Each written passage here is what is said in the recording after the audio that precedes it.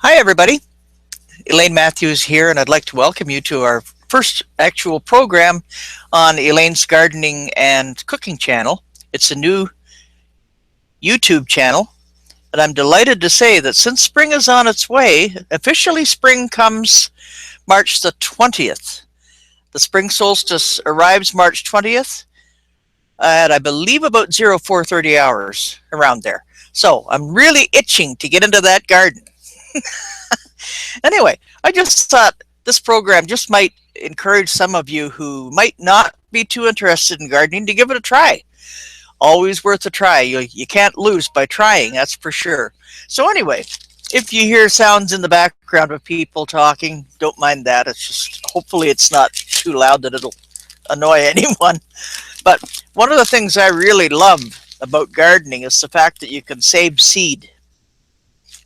These are some bean seeds. I hope the camera can pick these up well.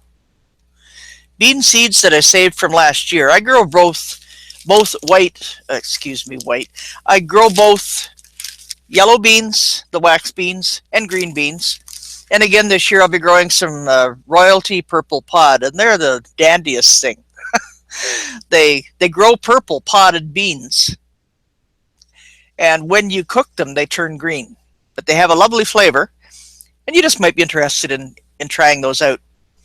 And as far as gardening goes, I've been gardening ever since I was a teenager, and you might get a good laugh out of this.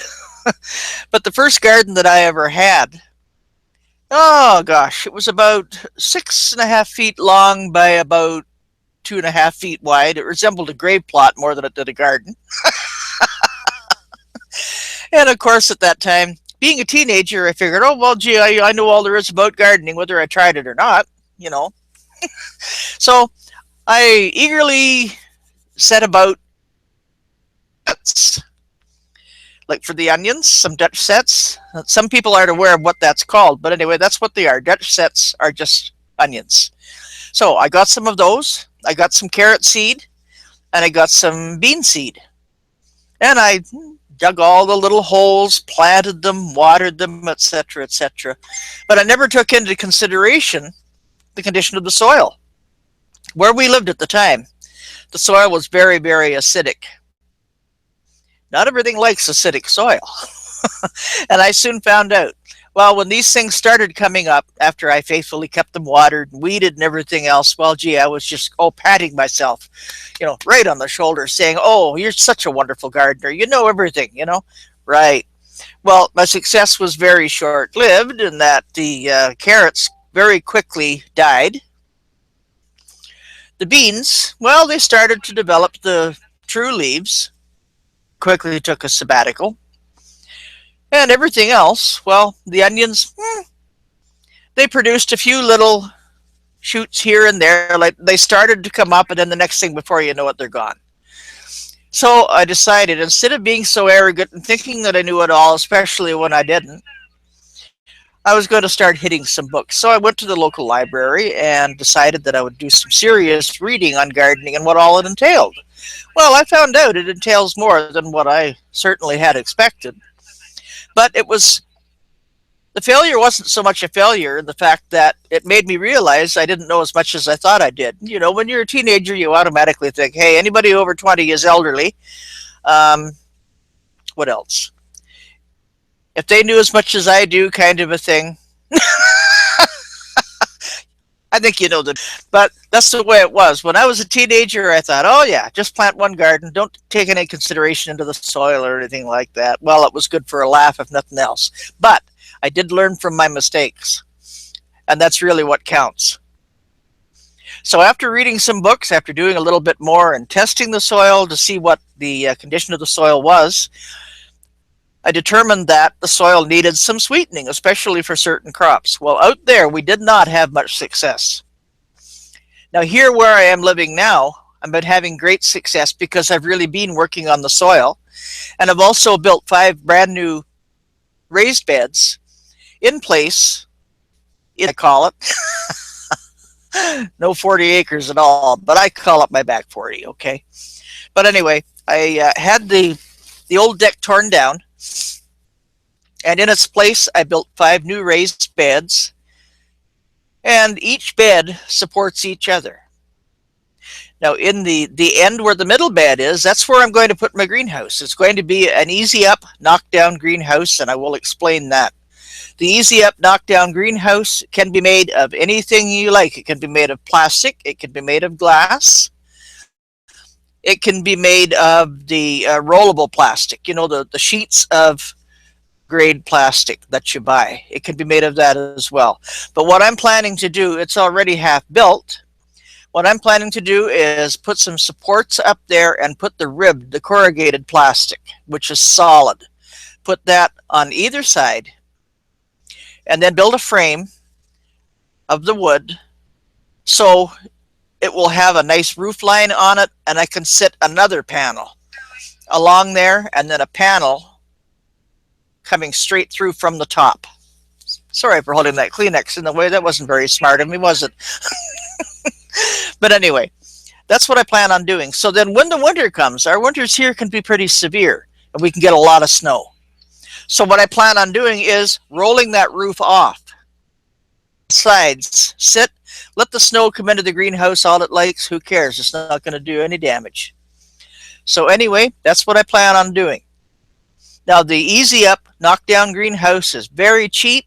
You don't need to be a rich person to do it, and you can still have an awful lot of fun with it. They work just as well as your big expensive greenhouses that you'll spend thousands on. In fact, I kind of like it even better. When you can do something and save a few shekels in the meantime, it's all the better. So, okay, in the greenhouse, you can start off all your plants. You can start them off early. Just make sure that they're well protected from your last winter frosts, which we're bound to get. And it's only January the 25th today. So we've got a little while yet to go before spring actually comes, but it's getting there closer and closer every day. I've already got my seeds. I order mine mainly through Stokes and Beezy's seed companies. The reason that I don't tend to buy them in the stores so much is you never know how old the seeds are. You never know how good the seeds are. Now, if you want to test them to see how well they're going to produce, that's fine. It's a processing. But by the same token, if they're not a good quality seed, then you're not going to get a good quality crop. So you want to be careful. I used to deal with Dominion Seed House for years, and their seeds never, ever once failed me. Unfortunately, from all I have been given to understand, Dominion Seed House is no longer in existence, and I'm really saddened to hear that. However, I have ordered from Beezy's and Stokes before. Their seeds are also very, very good. Now, there's something else I'd like to show you. Just bear with me for a second.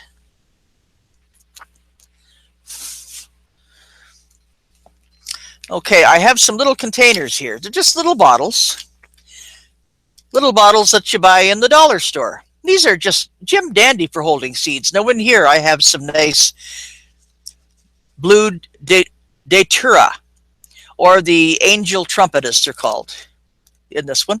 And I just mark a little piece of paper, throw it in there so I know what I've got. And these are the white datura. Very pretty. Bear in mind, all datura plants, all of your trumpet lily plants are poisonous. They're poisonous to children. They're poisonous to pets. So if you're going to grow these, be careful. Tell people that come near them, don't pick them thinking that they're an edible flower, because they're not. Try to keep your pets away from them if you can as well, just to be on the safe side. In this little vial, these are pepper seeds. Bell pepper. You know those nice green, yellow, red, orange peppers that you buy in the store? Well, these are even better for the simple reason that you pick them fresh and you eat them fresh. There is no comparison. No comparison to what you get when you pick them fresh from your garden. So what I do, just in case these might pop open on me, because they're only held with little corks and sometimes they can get loose, I keep them in old pill bottles. And that way, if they do happen to come open, it's no big deal. They're only going to fall inside this little container anyway. So you're still not at a loss for anything. I'll show you some of my seeds. Okay, here's nasturtium. I don't know if you can see that through the plastic bag I have it in. I think you can, but this I get from Beezy's. And these nasturtiums are beautiful.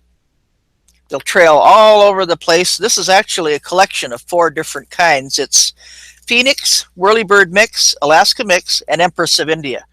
A nice wide variety of colors. Nasturtiums are very, very easy to grow, and they are edible. Quite edible. They're beautiful in salads. You can make nasturtium tea if you want to. And they are also a very good companion plant to the rest of your vegetables in the garden. An awful lot of benefit from these because they will help keep an awful lot of the pests out of your garden and away from your developing plants. I've got all kinds of different little guys here that I've saved. Now this is pepper squash. This is bell pepper again. So that's what I mean. Out of one pepper alone, you can get so many seeds. You'll have enough for next year's easily, which is what I love doing, because then you might get a neighbor that wants to grow something and maybe they don't have some pepper squash seed. So I'll say, well, hey, have some of mine. A co-op kind of a thing. You know, hey, you give me a few of your whatever seeds and I'll give you some of these. No problem. It works out just great. Now, there's another little thing that I wanted to mention to you. Oh, yes. Your little mini caps. You know, you can spend dollars and dollars and dollars on these little caps that you want to put over your baby plants to keep the frost from getting to them if you don't use plastic to cover the whole bed. These little guys come in so handy. All it is the top of a bottle. You plug that over your plant in the soil, and it'll protect it from the frost. It's a good enough thick grade of plastic. Now, when you want to aerate, you want some air circulation, just take your top off. Sit your top beside it. When you're ready to put the top back on, throw her back on. I don't only use pop bottles. I also use the large water bottles and stuff like that. They're quite the clear ones, that is. Now, this is just a free ad for Ocean Spray. This is just a cran raspberry bottle. Now, what you can do, that's what all I do, is just, you see a couple of lines here, 3 lines on there. You kind of use that as a guide and just cut it. There's your top. You could use that for your little miniature plant protector. And the bottom, you can use that to start off plants in. Just put a few holes in the bottom and you've already got a space there. You can put some holes. It's easily done. All you got to do is heat something metal up through the bottom, several spots, and you've got your drainage holes. So these are pretty cheap, and they will cost you an awful lot less than buying these thingamadooies, you know, from the stores and that, where you pay through the nose for a plant protector. Now, what else was I going to mention? Yes, the cloche, the garden cloche. Actually, all the cloche is just a tunnel of plastic. You can, or as long as you like. And this is a use that I have for hula hoops. Since I'm too old and out of shape to be doing the hula with that thing anymore, you know. The neighbors would probably kill themselves laughing anyway if they saw me trying. But aside from that, all you got to do is buy some hula hoops. You can get those at the dollar store as well. And cut it in half. When you cut it in half, you've got 2 equal sides, and it's perfect round, and that makes your support for your cloche plastic. So all you do is take your plastic. Construction grade is your best because it's your toughest, and it'll really protect against the frost. If you're in a really bad frosty area, double your plastic, so you put up 2 layers. Take one end, put that under the ground. Take the one end of your, or one side of your plastic, I'm sorry, put that on the ground, and then take your hula hoop and stick that right through into the ground, and there's your one side supported. Now you do the same thing with the other side. The other side of your cloche plastic, you just turn under, and then you take the other side of your hula hoop, stick that into the ground. And that's not going to go anywhere too quickly. So if you get 3 or 4 hula hoops, or depending on the length of your cloche that you're going to make, that's all you need. Hula hoops are perfect support. Make sure you can close on the ends so that'll keep all the frost out. Then on a nice sunny day, just open your flaps, let the sun come through, and you'll also have a nice through direction of air to aerate your plants. And the other option is, yes, the cold frame. Cold frames are very easy to make. You can build them out of any kind of a window. You can have a great big window. You can have a little wee guy. It doesn't really matter. It depends what you want to start. Now, I've got a window in here that I'm about ready to put out in the garden once things settle down. And it's only about, this wide and only about that high. But I'm going to use that, I should say, to start off my leek seeds. The agricultural leek is beautiful. It's used in cooking an awful lot. And the cold frame is very easily constructed. If you have wood that you want to stack that on, as long as you can make two sides and a back, and fine. You're better even still if you have hay or straw, anything like that that will help to hold your heat in. If you have cinder blocks, you can do the same thing. A couple of cinder blocks for your side, 2 or 3 for your back, and 1 maybe for your bottom. As long as, shall we say, this is your back support right here. And when you mount your glass, this is your glass, shall we say, mount your glass at an angle so that the sun's rays come through nicely and will pretty well guarantee to start all your plants, providing you keep them watered. Okay, you must water them more frequently because they're going to dry out more frequently when they're inside a cold frame, or a cloche for that matter. So you do have to be careful and monitor that. Now, on a really nice day, then all you have to do is lift the bottom end, and there you've got it. You've got air coming through. And they're very easily dismantled. They're cheap. So there's your mini greenhouse for you there as well. A short program just giving you some of the benefits of home gardening. And one of the benefits I find is the satisfaction of planting seeds in the ground, watch right up to fruition. It's wonderful. I'd love to be able to grow enough that I can share veggies with my neighbors, or maybe people who can't grow their own veggies. Maybe they have health problems that they're not able to grow their own. I think it's great. If they can share some fresh veggies with them, they love it. Being able to do that. As far as gardening goes, some people think it's a real chore. It's slave labor. Nah, to me it's a hobby. I love it. And if you can make your gardening efforts enjoyable, put some music on, liven yourself up a little bit with some music while you're planting. Enjoy what you're doing and you'll have a ball, guaranteed. So also another thing that I do use in the garden, believe it or not, might sound crazy, but I do, classical music. Plants love classical music. They tend to grow better, they produce better. Why idea? But there were some tests run on using classical music and also using this heavy metal guitar stuff. Well, the plants that were subjected to the heavy metal stuff were just and shying right away, whereas the plants that were subjected to the classical music were just gorgeous. So that tells me something. Anyway, there are many, many benefits of home gardening. Number 1, as you get out there in your garden, you don't have to worry about hiring yourself a personal trainer or getting all kinds of gym equipment, which costs you money. The exercise you'll get out in the garden is not going to cost you a cent.